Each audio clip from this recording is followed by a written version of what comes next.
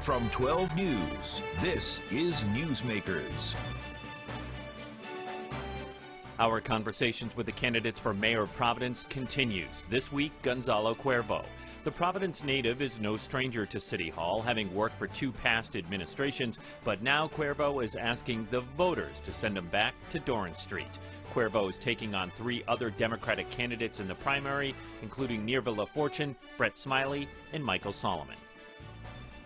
Welcome to Newsmakers. I'm Tim White, alongside 12 News Politics editor Ted Nesi. Gonzalo Cuervo, Democratic candidate for mayor of Providence. Welcome to the program. Thanks for having me. 60 seconds or less. Why do you want to be mayor? Providence is an amazing city. People are lining up to live and invest in it. And this is a reality that's causing problems for other folks. It's pricing a lot of families out. It's leaving a lot of people behind who don't have access to the amenities, to the opportunities that other folks find so attractive. I've spent my entire life building coalitions, working with communities, working with organizations to fight for the people of Providence. And I want to bring those experiences, along with my administrative experience in the city and the state, to the mayor's office so that we can ensure that Providence is a thriving city with a great middle class, a dynamic destination, and not just another bedroom community for Boston. You've talked a lot in your campaign about your experience. You worked for two previous mayors of Providence, so you got to see up close what works and what doesn't in the mayor's office. And I'm curious, what's the biggest mistake you saw them make that you want to avoid if you're elected? I think the biggest mistake that I saw was times when elected officials did not really take into consideration feedback from the public. And that happened on several times. The closing of the pool on the South Side Recreation Center. I knew you'd say the pool, yeah. You know, that the value of the pool wasn't whether 10 people used it or 100 people used it. The value of the pool was that it was an asset that was available to the community, like a park or any other public asset. And I think that was one mistake. And I think that there have been other mistakes, but I think the most important thing is to learn from that and to understand that governing, no one person has all the solutions. And I think what matters is having the ability to understand that you need to bring people together and get the right people in the room to find the solutions. I want to talk about crime. The city is certainly safer than it was 3 decades ago, but it is less safe than it was 15 years ago. Homicides were up last year as well. Some other crimes, some violent crimes were down. But regardless of what the stats say, people feel anxious. What would you do about it? Well, I think people feel very anxious. And, you know, I've been knocking on doors all over the city, and I get that reaction from folks. And I think what we need, there are certain elements of that. I know the police department has been staffing up recently. I believe we're up to like 420 police officers at this point. And it's 441, but when you take in military leave, yes, you know, that it hovers a little over 400 yes, on the street. And there's a new academy coming on. I mean, I think that one of the challenges that we have is really rebuilding trust between the police force, the community, and city leadership. I think we went through a rather tumultuous time in recent years, and some of that trust was lost. You know, I was part of the team that rolled out community policing in the mid-2000s, and a lot of the success of that wasn't really based on elaborate policies. It was getting officers out of their cars, on the ground, talking to residents, sharing their cell phone numbers, you know, connecting at a very human level. I think that's critical. I think the other thing we need to do is we also need to invest in communities. You know, we need to create alternatives for our youth so that they aren't kind of led down a path to a life of crime. You know, pivoting back to the police department, though, what about shrinking the department? Look, Gonzalo, a lot of people within your own party and many in the city have beat the defund the police drum. Do you agree or disagree with that? Well, I think we have a very unique situation in Providence because for the population of Providence, we have an overbuilt city because we're the capital. And so we can't compare, it's comparing apples to oranges when you compare cities by population. I think that the number of police officers that we have and that are recommended by our public safety leaders is a reasonable number. But I also believe that we're not going to hire our way out of crime. You know, it's not like let's hire another 100 police officers and we'll see a significant decline in crime. What we need to do is we need to have responsive, accountable policing. And that's what I hear from folks every day in every neighborhood of the city. People support their police, but they also want to know that when a police officer does something wrong, that person will be held accountable. I have two other quick questions on this topic. If elected mayor, you would retain, of course, leadership of the police department. Would you want to keep Commissioner Stephen Perry and Colonel Hugh Clements on, or would you move on from their leadership? Well, Colonel Clements is a fantastic leader of the department. He's been a fantastic leader. He said that he's planning on retiring very soon. He's made this very clear. Commissioner Perry? Commissioner Perry, I'm not exactly sure we need the model of commissioner that we have right now. The commissioner plays a very large role in deciding what the police does. And from my perspective, it seems like sometimes he oversteps the role of the chief. He does as Stephen Perry himself, or do you think the position itself is not needed? Well, what I think is, if you look at the city charter, the position of police commissioner has almost limitless power. And so it really depends on who's in that position. Well, and David Cicilline was Commissioner of Public Safety when he was mayor. Yes. Didn't have that position. Colonel Esserman ran the shop. Yes, because traditionally that type of position has been more of a political firewall. And I think what we've seen in Commissioner Perry is that he's taken a much more active role in the administration, both of police and obviously of fire. So you'd get rid of him? I would consider that, yes. All right.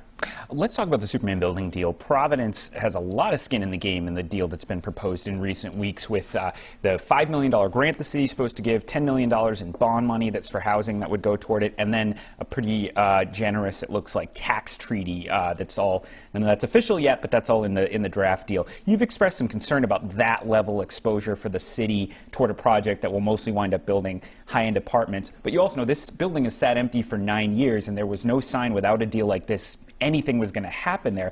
What would your alternative be? Well, I don't think we need to speak of an entire alternative. I think it's great that the Superman building is being redeveloped. What my concern is, the city less than a year ago approved a $24 million budget, money that we borrowed. Bond, I think you mean. A bond. Money that we borrowed at whatever the rate was at the time. I think it was 4%. And a year later, that money, when it was borrowed, they said, we're going to build 1,400 new units with this money. And a year later, they turn around and they give almost half of that money to somebody at 1% over 40 years. So in addition to the opportunity loss of building those units that we had committed that money to, we're also losing several $100,000 a year on interest payments. That does not sound like a good deal to me. And the other piece is, that $5 million payment. There's been a lot of talk recently about infrastructure things. Our cities are falling, our streets are falling apart, our sidewalks are falling apart. We have an issue with our sewers, where we have 500 miles of sewers that we're responsible for the maintenance. It costs $1,000 a linear foot to replace sewer line. And when we talk about these numbers and we think about that scale, and on the same breath, we're going to give a developer $5 million in cash. That seems unreasonable to me. I think there are other ways to structure that deal. Like what? Like having the state step up for more, and having the city structure in a way that the people of Providence get a return on this money that they're putting up. Another thing we could do is very simple. Most of the rehab of that building is not going to be major heavy construction. A lot of it is going to be kind of remodeling work, sheetrock, plaster, floors, bathrooms, kitchens, painting. There's a fantastic opportunity for us to really raise the level of MBE participation and WBE participation. Many of these companies are located in Providence. That's a way to keep more of that money locally. There are a lot of different proposals that can make this project a win for everybody and not just a win for downtown. You've expressed frustration with the state takeover of the Providence Public Schools. So if you were elected mayor, would you seek to end the state takeover in day one of the Cuervo administration? Well, I think it would be great if we could end it, but the reality is that that's really in the hands of the legislature. And I know that right now, Senator Zurier has legislation to change the structure. I think the biggest failing of the takeover has been that there was no mechanism for family, parental, and community accountability baked into it. And I think that's a big problem. I think the pandemic, nobody predicted the pandemic shortly after the takeover took place. But the reality is that our students their learning is not improving. And there haven't been major systemic changes. There hasn't, it's been very much the status quo. I'm very hopeful now that Dr. Montañez has been named a permanent superintendent, somebody who has a lot of skin in the game and somebody who's really thoughtful and very caring. But I'd like to see to what extent they let him actually have autonomy to run the school department. Dan McGowan had a column in the Globe this week pointing out classical still uses an English-only exam in a city where we know so many different languages are spoken, particularly Spanish. Does that need to change? I think, I think there's an opportunity for them to offer the exam in Spanish and in other languages, but obviously, I think that we have to be careful about relaxing standards for a school that is the one beacon of hope in our district. I think, we should offer the exam in multiple languages, but we should also be focusing a lot of our energy on improving our other high schools that are doing so dismally. Many of our high schools are among the worst in the state, and we have classical, which is this gem, but our other high schools are really suffering. You mentioned earlier, the condition of the roads. And as I said, you served in 2 administrations. I've interviewed mayor after mayor. We're borrowing money. Now the roads will be fixed up and you'll notice it. We're doing this. We're cracking down the utilities. It seems like the roads in Providence, the city can just never get ahead and have them be in decent condition across large swaths of the city.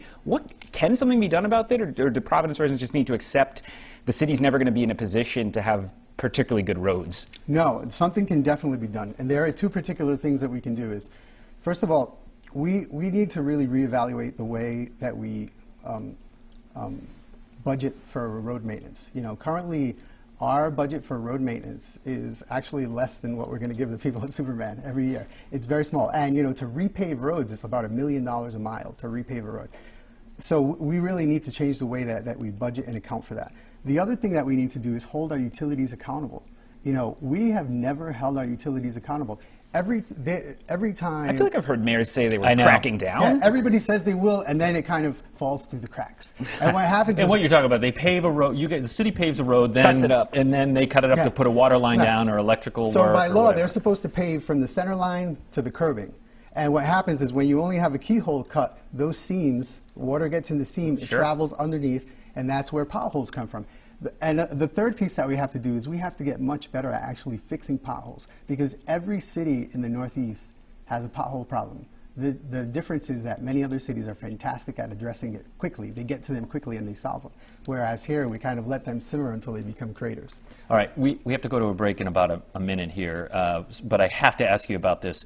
What do you think about the property tax proposal made this week by Mayor Elorza? The new property assessments, as you know, came out, and as our Steph Machado has reported, more than half of property owners in the city will see, under this plan, a tax increase. So I've lived through several revals and revaluation processes. They're very painful, but this one is particularly painful because people are just starting to emerge from the aftermath of the pandemic, where we're hit with the effects of unbelievable inflation. The cost of living has gone up, and the fact that taxes are going to go up practically for many people, particularly owners of multifamily units, is really unacceptable. And I think what would you do different than Mayor Elorza? Well, I think the first thing we need to do is guarantee that there's a robust and transparent appeals process, because historically these appeals processes are managed in a way